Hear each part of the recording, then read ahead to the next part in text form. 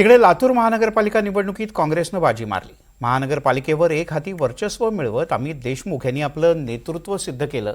भाजपनं सुद्धा इथे मोठा जोर लावला होता, पण रवींद्र चव्हाण यांच्या एका वक्तव्याचा भाजपला मोठा फटका बसला।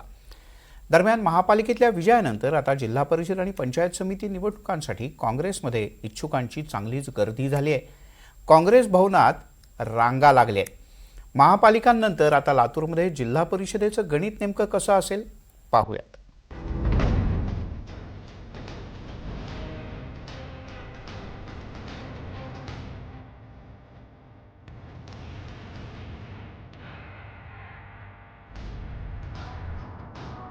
लातूरचा गड देशमुखांनी राखला। लातूर महापालिका निवडणुकीत एक हाती सत्ता मिळवत अमित देशमुख आणि धीरज देशमुखांनी भाजपला चारी मुंड्या चित केलाय। काँग्रेसनं 43 जागा जिंकत स्पष्ट बहुमत मिळवलंय, तर भाजपला 22 जागांवर समाधान मानावं लागलं। भाजप प्रदेशाध्यक्ष रवींद्र चव्हाण यांचं दिवंगत माजी मुख्यमंत्री विलासराव देशमुख यांच्याबद्दलचं एक वक्तव्य भाजपला भोवल्याची चर्चा लातूरमध्ये जोरदार सुरू आहे। सर्वांनी दोन्ही हात उंच करून आपण सर्वांनी घोषणा द्यायच्या आहेत। बोला भारत माता की, भारत माता की, वंदे वंदे। भारतीय जनता पार्टीचा खरं तर आपल्या सर्वांचा उत्साह बघितल्यानंतर लक्षात येत आहे की 100% विलासरावांच्या आठवणी या शहरातून नक्कीच पुसल्या जातील, यात काही शंका नाही। चव्हाणांनी केलेलं वक्तव्य आणि त्यामुळे लातूरकरांच्या दुखावलेल्या भावना लक्षात घेत देशमुखांनी नेमकी रणनीती आखली आणि महापालिकेवर काँग्रेसचा झेंडा फडकला। राजकारणामध्ये असं कुणीही करू नये। मला असं वाटतं की काहीतरी आचारसंहिता आपण सगळ्यांनीच पाळली पाहिजे।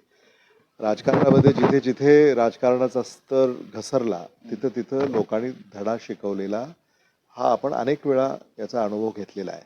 आणि लातूरमध्ये आदरणीय विलासराव देशमुख साहेबांच्या बद्दल जी वक्तव्य झाली हे लातूरकरांना मान्य झालं नाही। लातूरकरांनी त्यांच्या भावना ह्या मतदानातून व्यक्त केल्या।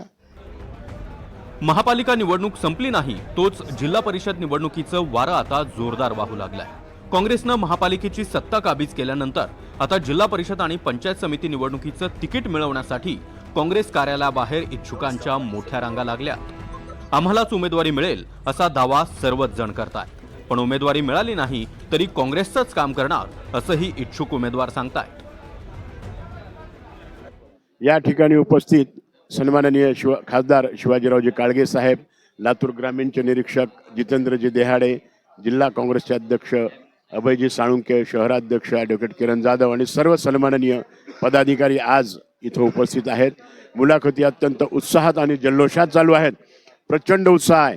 एका जागेकरता 20-20 जण उत्सुक आहेत, तुम्ही पाहिलेलं आहे। आणि सर्वांचा एकच आवाज आहे की काँग्रेस पक्ष ज्याला तिकीट देईल, अमित भैया साहेब जे ठरवतील आम्ही सर्व ते मान्य करून त्यांच्या पाठीशी राहू। एक हात रोखण्यासाठी खूप जण आहेत, पण तरीही आमचा हात कधीच मागे पडणार नाही, कारण हाताची हीच किमया आहे की हात म्हणजे एकमेकांना साथ देण्यासाठी असतो, मागे खेचण्यासाठी नाही। म्हणून काँग्रेसचंच वातावरण राहणार आहे। जरी नाही मिळालं तर आम्ही काँग्रेसच्याच पक्षामध्ये राहणार आणि काँग्रेससाठीच आम्ही कार्य करणार, कारण कार्यकर्ता म्हटल्यानंतर तिकीट मिळो किंवा नाही मिळो, फक्त कार्य करण्याची आणि साथ देण्याची महत्त्वाची गरज असते। महापालिका निवडणुकीत यश मिळाल्यानंतर आता जिल्हा परिषदेवरही काँग्रेसचा झेंडा फडकणार असा दावा जिल्हाध्यक्ष अभय साळुंखे यांनी केला। विजयानंतर जिल्हा परिषदवर काँग्रेसचा झेंडा फडकणार, तिरंगा फडकणार हे निश्चित झालेलं आहे। त्यामुळं प्रत्येक इच्छुक उमेदवार कामाला लागलाय, ताकदीनं तो उतरणार आहे आणि भाजपला नेस्तनाबूत करणार आहे, इथल्या भ्रष्ट कारभाराला नेस्तनाबूत करणार आहे। लातूरची जी चांगली ओळख, सुसंस्कृत ओळख पुसण्याचा प्रयत्न भाजपवाले करतायत, त्यांना चपराक देण्यासाठी प्रत्येक इच्छुक तयार आहे। नगर परिषद निवडणुकीत भाजपच्या संभाजी पाटील निलंगेकरांनी देशमुखांना मोठा दणका दिला होता। जिल्ह्यात 4 नगर परिषदांवर भाजपचा झेंडा फडकवत संभाजी पाटलांनी देशमुखांना महापालिकेसाठी आव्हान दिलं। महापालिकेतही देशमुखांना झटका बसेल असा अंदाज व्यक्त केला जात असतानाच भाजप चितपट झाली। दोन गटातील रस्सीखेच आणि प्रदेशाध्यक्षांचं विलासरावांबद्दलचं वक्तव्य भाजपला नडल्याचं स्थानिक पत्रकार सांगतायत। पण महापालिकेत एक हाती सत्ता मिळवल्यानंतर देशमुखांना आणि काँग्रेस कार्यकर्त्यांना आता नवं बळ मिळालंय।